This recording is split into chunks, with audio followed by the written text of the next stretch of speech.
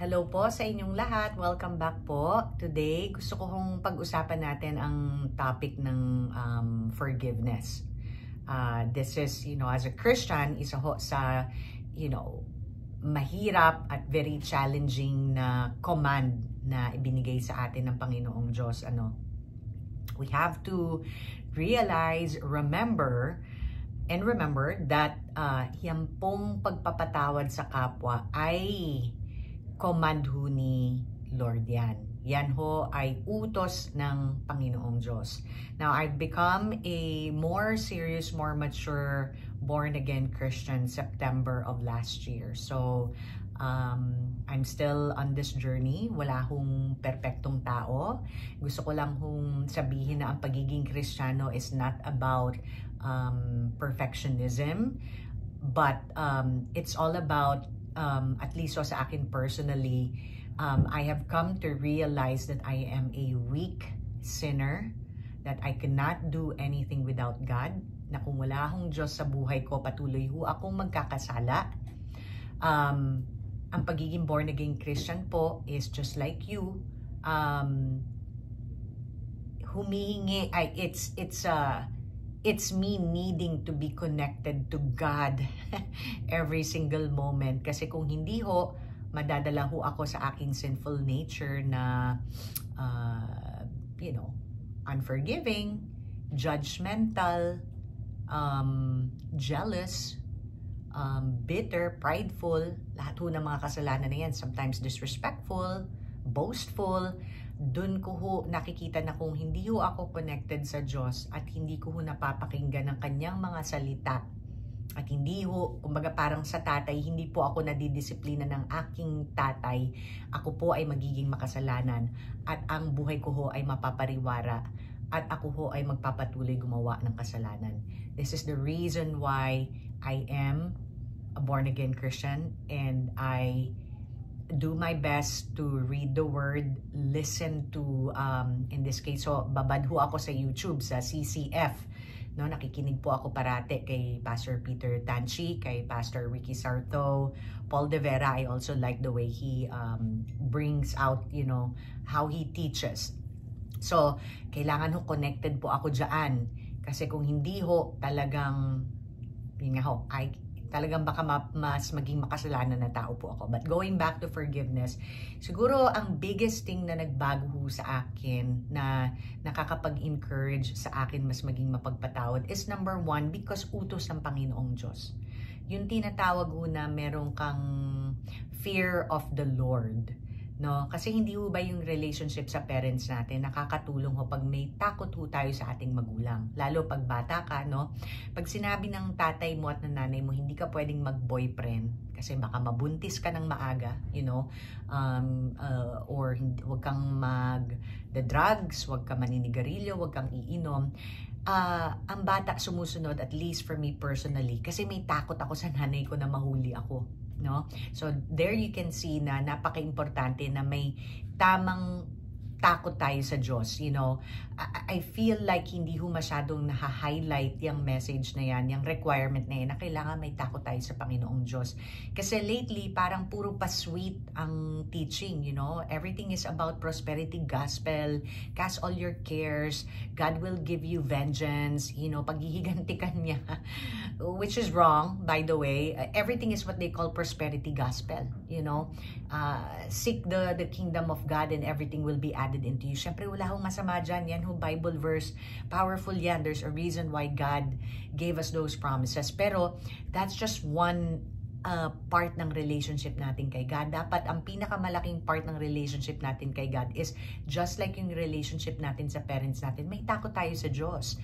May takot tayo na gumawa ng kasalanan. May takot tayo na ma-disappoint ang ating tatay. May takot tayo na, syempre, when we commit sin, sin is what separates us from God.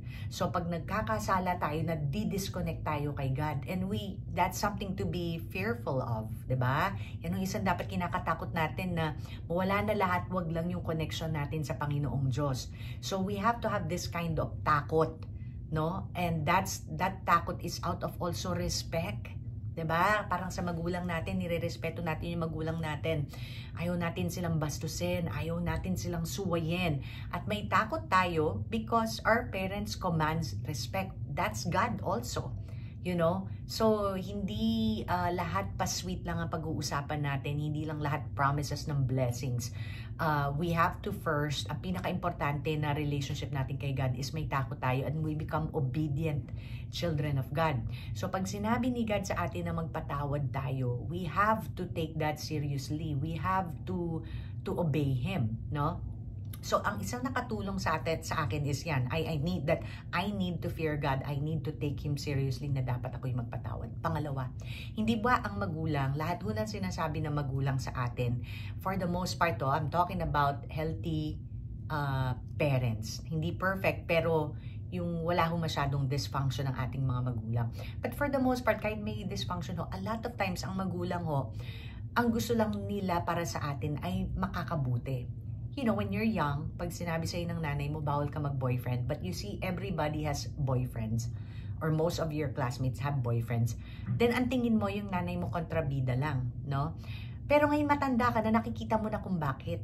Kasi marupok ang bata, madaling mabola, emotional, you know, not to mention, syempre, yung chemicals, you know, na nangyayari, hormones sa bata, talagang mabilis matemp, no? And syempre, magulang naman as much as possible, gusto muna nila makatapos ng pag-aaral bago magsimula ng pamilya, magkaroon ng anak. It's always for us kung ano yung makakabuti sa atin. Now, that is the same thing with God. So, kung sabihin niya na magpatawad ka, I have to remind myself, He wants me to do that for my own good. For my own good. No? Kasi bakit ho ba? Hindi ba alam na natin yan? Pag may bitterness ho tayo sa puso natin, unang-una ho, also I need to point this out, according to God, kasalanan ho yan. No? And what do we know now about sin? Yan ho ang nagdi-disconnect sa atin kay God. Kaya nga ho ba pinadala niya si, Jesus, His only begotten Son, para ho tubusin ang kasalanan natin. Kasi yan, sin na yan na nag-separate sa atin kay God. But dahil binayaran ni Jesus Christ ang kasalanan natin, meron tayong way na maging connected kay God, na ma-save at makasama natin ang Panginoong Diyos sa huli, you know, pag natapos na ang judgment day, no? So, pag nagkakasala tayo, kaya mararamdaman niyo, di ba, pag nagkakasala tayo, wala tayong Holy Spirit, disconnected tayo kay God. So, every time meron kayong bitterness and resentment, para yung tubig at langis, hindi pwedeng maghalo. So, paano kayo magkakaroon ng relationship kay God kung meron kayong nginingit-ngit na galit sa ibang tao na, by the way, anak din niya yun? Hindi ho ba? So, think of it this way. Unang-una, kailangan nyo ma-realize na command ni God, kung may takot kayo sa Diyos, may respeto kayo sa Diyos, yung pa lang, siseryosohin nyo yung inuutos niya na magpatawad. Pangalawa, realize na it's for your own good. Kasi gusto niya makakabuti sa'yo na wala kang dinadalang galit sa ibang tao. Pangatlo na pag-usapan natin, sinabi ni God na kung ikaw nga pinatawad kita, bakit ikaw hindi ka magpapatawad? Tayo, gusto natin pag nagkamali tayo, patawarin tayo ng ibang tao. Na bigyan tayo ng allowance. Diba? Minsan magsasabi tayo, grabe naman, hindi man lang magkaroon ng konting allowance sa akin, hindi man lang ako intindihin, nagkakamali naman talaga lahat ng tao. We expect that from other people. So, dapat tayo din, i-remind natin yung sarili natin na kung tayo gusto natin na iniintindi tayo ng tao, binibigyan tayo ng allowance ng kapwa natin, at ine-expect natin na patawarin tayo ng kapwa natin, the same way, dapat ibigay din natin sa tao yon. And ultimately, kung binayaran ni Jesus Christ yung mga kasalanan natin, dapat, di ba nga, ang isa sa mga goal natin is we must desire and aim to be Christ-like. Diba? So if that's our desire to become Christ-like, to become Jesus, yan ang ultimate na dinemonstrate ni Jesus Christ sa atin, ang magpatawad. At sinabi din sa Bible na kung hindi mo papatawarin ng kapatid mo, hindi din kita patatawarin. So, syempre, some of these things may konteksto yan, Kumbaga, pino-point out lang yung importance talaga why we need to be merciful to other people. Kasi tayo din makasalanan. Hindi din ho tayo perfect. Magkakamali din ho tayo at nakakasakit din ho tayo ng ibang tao. Ano pa ho ba yung na-realize ko about forgiveness? may isa pa ho akong point niyan eh. But anyways, yung hung for na kinover ko na yon, meditate on that. Ito po, kakwentuhan ko nga ho yung nanay ko. Sabi ko, alam nyo, medyo nagigets ko na, no? Kasi syempre, bilang anak, alam ko kaming mga magkakapatid, nag-aaway-away din ho kami. And dito ko nakikita na ang nanay ko talaga malungkot, no? Pag nag-aaway-away kaming magkakapatid. So again, isipin nyo si Father God. Pag nag-aaway-away tayong mga tao, bilang magulang, ayaw niya nakikita nag-aaway-away tayo. So imagine nyo, lalo po kayo nanonood kung magulang ho kayo, no? Isipin nyo ho, diba kayo, nasasaktan kayo pag nag-aaway-away yung pamilya. So isipin nyo, on a bigger, larger scale, ang pinakatatay natin si Father God, pag tinitignan niya na tayo, nag-aaway-away tayo sa isa't isa, just like a parent, hindi mo ba masakit sa Diyos yun, nakikita na hindi ho tayo nag-get along? Hindi ho ba? Now, at saka dito ko na ho nakikita na iniintindi ko rin ho na syempre wala hong pinapaboran naman ng Diyos. So let's say sa amin nung magkakapatid pag nag-aaway kami, di ba lagi ho ang nanay ko gusto niya magbati na. It doesn't matter kung sinong mali or tama, basta gusto ko lang magkabati kayo. At ang nanay wala hong papaboran, no? Gusto niya basta magkabati lang. So ang Diyos ganun din. Kaya ina-expect ng Diyos magkapatawaran tayo. It doesn't matter na kung sino maunang mag-sorry. Kasi para sa Diyos, gusto niya magkasundo-sundo tayo. And again, going back. Because why? At the end of the day, it was best for us. Kahit ho kayo, medyo, kahit ho i-admit nyo sa sarili nyo or hindi, pag may kinikerry ho tayo na galit, hindi ho, hindi tayo holy. Hindi malinis ang temple natin kung meron tayong bitterness and resentment. So therefore, how can we really walk with God kung meron tayong kinikimkem? Now, syempre, I wanna be practical. Ako, paano ko ba ina-apply sa sarili ko to? Siguro, it helps to know na hindi ho ibig sabihin you will never feel initial anger, disappointment, no? Kasi totoo naman ho sa buhay, talagang meron nung mai-encounter na magiging disrespectful, i-disappoint tayo, no? Pero, ang importante ko nating isipin is yung sinasabi din ni God na surrender everything to me. No, because at the end of the day, God is sovereign. Nakikita niya lahat. Ang trabaho lang natin na binibigay ng Diyos sa atin is let go and let God nga. Ika nga, diba? Let go of that, anak. Ako ang bahala dyan. Ako ang magulang. Ako ang mamamalo. Ako ang magtuturo ng leksyon dyan sa kapatid mo na yan na nagkasala sa'yo.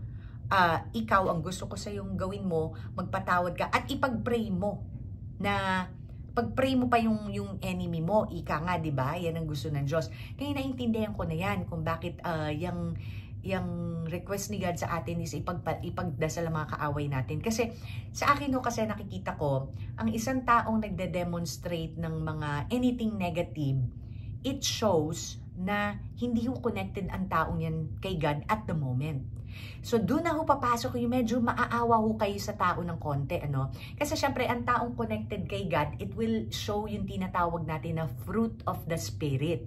So, ang taong meron ng connection kay God, na merong grace, may mercy ni God, merong gift ng Holy Spirit ni God, na itong tao na to, no, lumalakad sa path and becoming Christ-like, makikita yung fruit of the Spirit, yung fruit of the Spirit na love, joy, peace, patience, kindness, empathy.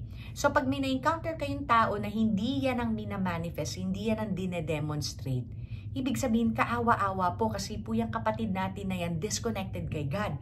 Kaya ho ang gusto ni God, ipagdasal natin sila.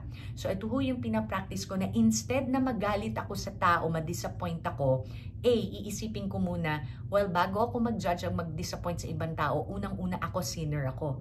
So, who am I to think na, sinner, kung ako din sinner? I have to first humble myself. That's very important in forgiving another person. First, humble yourself. Isipin nyo kung ilang beses din ho kayo nagkasala, no? Humble yourself para it becomes easier for you to see that other person na mahina at marupok like you. Second, yun nga ho, na ipag-pray nyo na Lord, malamang ho, I don't know a lot about this person, pero malamang ho, since yun ho, naging disrespectful, tinaasan ako ng boses, or hindi ako binayaran ng utang, kung ano man yung dinemonstrate ng tao na hindi maganda, ipagdasal nyo, sabihin niyo, Lord, sa nakikita ko hindi ho siya connected sa inyo. Wala ho siyang Holy Spirit, wala ho siyang wisdom, wala ho siyang guidance. So pinagdadasal ko po, Lord, na sana ho, bigyan niyo siya ng liwanag, bigyan niyo siya ng Holy Spirit para magkaroon siya ng desire to know you, God, and masave siya, na maging devoted follower siya ni Christ. Yan ho, alam mo, yan ho ang isa ko sa ginagawa ko na lately. Dito ho sa salon, lalo yung mga alam ko talaga na atheist, hindi ho naniniwala. Sa utak ko lang ho, syempre, hindi ko binavocalize. Pag sinashampuhan ko na pinagdadasal ko, Lord, bigyan niyo ho sana ng liwanag itong taong to. I pray, bigyan niyo sana siya ng Holy Spirit para maging devoted follower of Jesus Christ siya, para masave po siya. So, yan ho ang sinimulan kong gawin kasi natutunan ko na rin ho talaga yung power of prayer. Na bawat tao ma-encounter natin, pagdasal natin na masave, isurrender nila yung life nila kay Jesus at maging followers sila ni Christ, no? So, yun ho. So, dun ko na naiintindihan na instead magalit ka sa tao, ipagdasal mo siya kasi ibig sabihin, nakikita mo na hindi siya nagmamanifest ng magagandang fruit of spirit, opposite yung minamanifest or dinedemonstrate niya. Ibig sabihin, all the more this person really needs God. Hindi ho ba? Just like we also need God. And just like we also need people praying for us na, ako ho, gusto kong i-share sa inyo ang prayer ko ho, no? Ang talagang usual, consistent na pinipray ko kay God, alam niyo ho, Lord, humble me. Huwag niyo hong hayaan maging boastful ako kasi nakikita ko isa sa kahinaan ko is adulation, yung papuri ng mga tao, no? Please humble me, Lord. Ipakita niyo sa akin na hindi ho ako magaling. Always remind me I'm not better than another person, no? Hindi po ako better than most people I know. I-humble niyo po ako. I need Holy Spirit. Yan ho, all the time. Kasi you can't do anything. Yung gusto nyo magpaka-positive na tao, hindi nyo ho pwedeng gawin yan without the power of the Holy Spirit. Yan po ang natutunan ko, gusto ko i-share sa inyo. Always pray to God to give you Holy Spirit. Holy Spirit ho, Lord, na fill me with your Holy Spirit. Maging humble po ako. Wag po ako sana maging boastful. Ilugar nyo po ako, Lord. I wanna follow Christ. Give me everything I need. Your grace, your mercy, your Holy Spirit para talaga hong masundan ko ho at maging Christ-like po ako. Sabi ho sa Bible, be quick to listen, slow to anger. Lord, help me follow that. Sabi niyo ho, to be submissive to my husband. Gawin niyo ho akong mas submissive, Lord. I just wanna follow you, Lord. Yun ho yung gusto ko. Ako ano ho yung lalabas sa bibig ko today, Lord. Sabi niyo, edifying words, not harmful words. Turuan niyo po na lahat ho na lalabas sa bibig ko today, Lord, ay galing po sa inyo. Basta kayo ho lahat, ilagay niyo sa isip ko kung anong mga desisyon na gagawin ko sa buhay. Turuan niyo ako mag-consult muna sa inyo, Lord, no? But anyways, going back to forgiveness, guys, isipin niyo lang ho, it's impossible, no? It doesn't make sense. How can you have a relationship with God kung may galit kayo sa puso? Hindi ho ba? So, ayun ho, you just have to have a different perspective on forgiveness. Pero, again, just to recap, it's a command from God. Sinautos niya yan. So, it's non-negotiable. It's His command. You have to forgive. Second, just trust and have faith na just like parents, tatay natin si God, gusto niya tayong magpatawad because nakakabuti sa atin. Nakakagaan ng loob natin, 'di ba?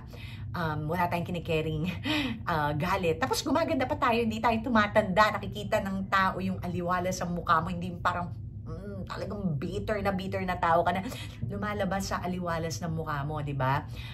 Pangatlo, that sin disconnects us from God. And bitterness, resentment, unforgiveness, kasalanan yan. And remember, every time we sin, we get disconnected from God. And I'm sure you don't want to be disconnected from our Heavenly Father. Pang-apat, humble yourself. Lahat tayo makasalanan. Lahat tayo may pagkukulang. Lahat tayo limited ang thinking, no? Emotional, you know. So, kung gusto natin na tayo ay tratuhin ng tao na bigyan tayo ng allowance, bigyan tayo ng forgiveness, ganun din tayo sa ibang tao. Panglima, pray.